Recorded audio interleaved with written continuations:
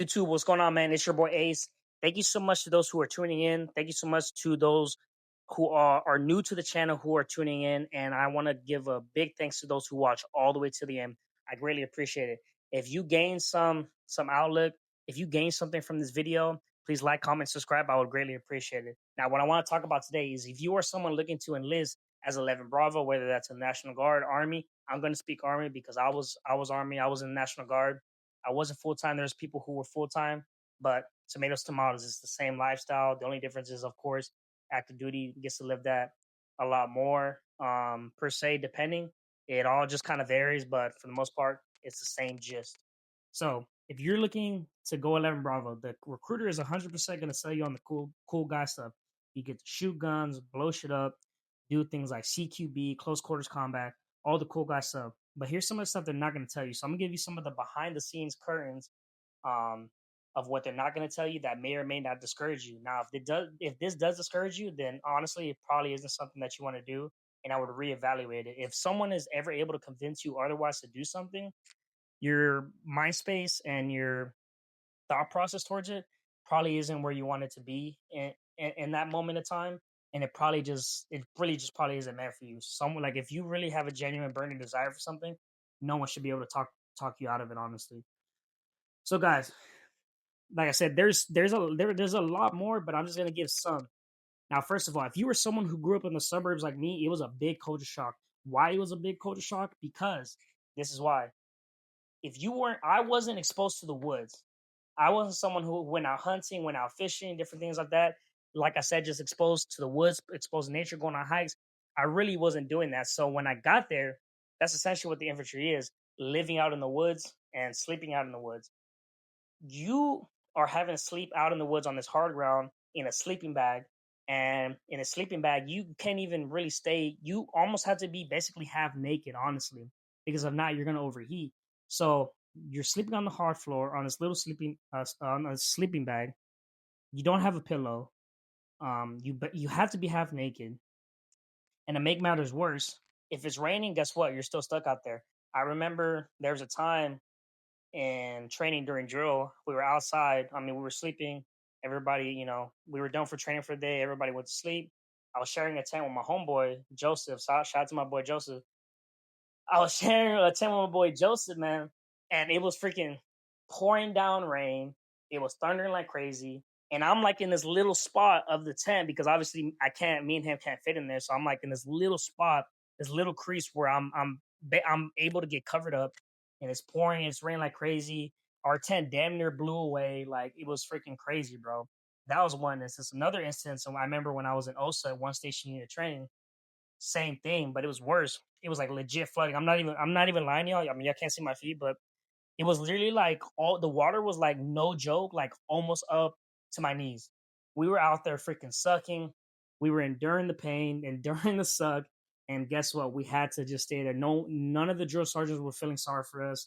They were like, "Hey, y'all gotta just thug it out." I mean, luckily, we did get lucky, and they ended up transporting us out. But for that, meanwhile, while they were making that decision for an hour or so, we're out there just freaking getting poured on rain and just like living the suck, bro. So that's one aspect, man. Be prepared to live out in the woods. If you got to use the restroom, guess what? It's out in the woods. There's times where there's latrines, but that sucks too, bro, because it gets so hot in there sometimes. And it's obviously stinks in there that sometimes you would rather just use the restroom in the woods. And another thing too is, man, MREs, bro. MREs, meals ready to eat, are absolutely terrible. It will blow your guts up, bro. I'm not even joking. They're awful. They taste bad. The only good things out of them are the snacks, like the little protein bars they give you, and just like other little crackers and stuff like that. But the meal itself, terrible, bro. I mean, like you don't like after you're done with drill, after you're done with the duty day, and you go off and you actually get to eat civilian food, you like 100% value your like civilian food like 10 times more. Like you just feel like so grateful. Like I'm not even joking, bro. I feel like infantry teaches you how to be homeless and what it's like to be homeless. Like no joke. Like in a nutshell, like that's what infantry feels like. Now, something else, you are gonna be envious of other MOSs, man, because you are gonna also carry everything in this big. It's called a rucksack. It's just basically a backpack with all your equipment, all your stuff. You're carrying that everywhere you go, bro. Be prepared to put miles on your feet and walk everywhere you go. Endure the freaking suck, bro. Like no joke. Unless you're like in a mechanized unit, you probably won't be exposed to it as much. But for the most part, get get used to carrying everything everywhere. And you're gonna be so envious of other MOSs, bro. Like you're gonna see them getting transported, going back to the barracks, while we have to stay outside, continue to do battle drills, movements of contact, all these different things. And at the same time, oh, this is another thing. Be prepared. Like at night, you got to pull security. So this is in basic training too. You're doing this in the barracks and when you're out doing battle drills outside, you got to freaking pull security, which is basically they have shifts throughout the night. Then the shifts can be anywhere from 30 minutes to an hour to 2 hours. However, y'all delegate that amongst the platoon. And it freaking sucks, bro. So imagine you're in a dead sleep. Someone wakes you up, like, "Hey, bro, get up! It's your turn to pull security." You're literally like, "What the heck is going on?" You're trying to like you're like I said, you're dead asleep. You're like, what the heck? So you wake up kind of pissed off because you got to put all your equipment on. You got to put your blouse, your pants, your boots, um, and depending, you probably got to even pull your like full kit, bro. You got to get ready to go. Got your helmet on, and it sucks because while you're just laying there, literally just looking at darkness, looking at the woods, nothing's there. You're just staying, literally just there in the prone, just watching darkness, bro. And it sucks too because you got that helmet and it's just killing your neck, bro. Like it's terrible, man. I'm telling you. Um, and sometimes, yes, the drill sergeants or if when you're at your unit, your NCOs will probably mess with you and blow up the patrol base, hypothetically speaking, and then you have to be just kind of in a hurry, get all your stuff together, and just like move out of there, like bound out of there.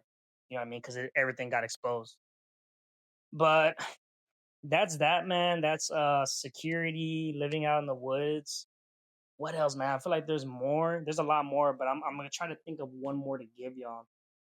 Um,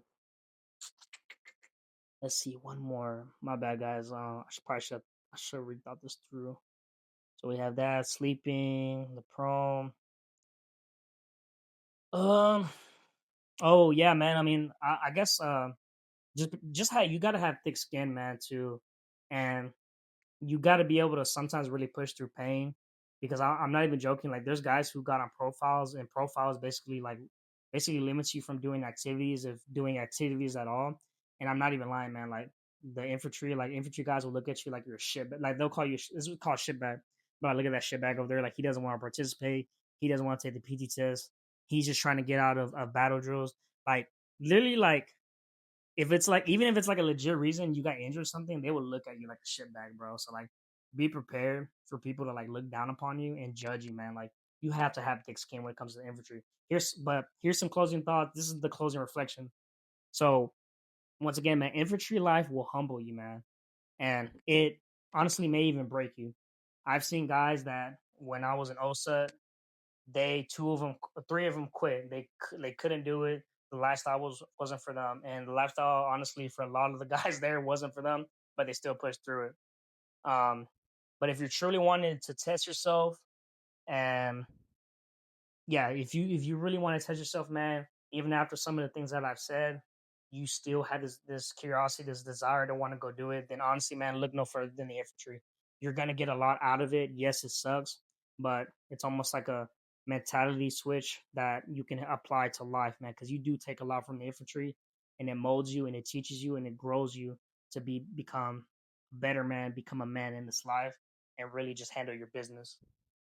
Um yeah, and that's really it, guys. You'll never know till you try. So if you really want to do infantry, shoot, but understand this, man. Still go on with the plan. Learn how to use your education benefits, your VA loan. Look at all these different things because a common thing I hear infantry guys say is, "Oh, this job doesn't translate to anything. All I can do is become a security guard and stuff like that." Well, that's why I'm telling you this right now, so that way you don't make that mistake assuming you still want to pursue this and you learn how to maneuver past that. And that way you're not falling into that trap of, wow, this doesn't translate to anything. My life sucks. Why did I do this? Well, you gotta go in proper planning. If you don't plan, what is it they say? If you fail to plan to fail. So go in with the game plan. But like I said, if you really want to test yourself, you really have this itch to want to go do it, then I say go do it. even as after you've done all the research and you eternally have looked inside and said, "This is what I want to do. I don't care about all the side of the bad stuff from it. I'm gonna do this." But that's it, guys. Thank you so much for tuning in. Greatly appreciate it. Like I said, if you gain something from this video, please like, comment, and subscribe. Stay tuned for more, and God bless you on your journeys.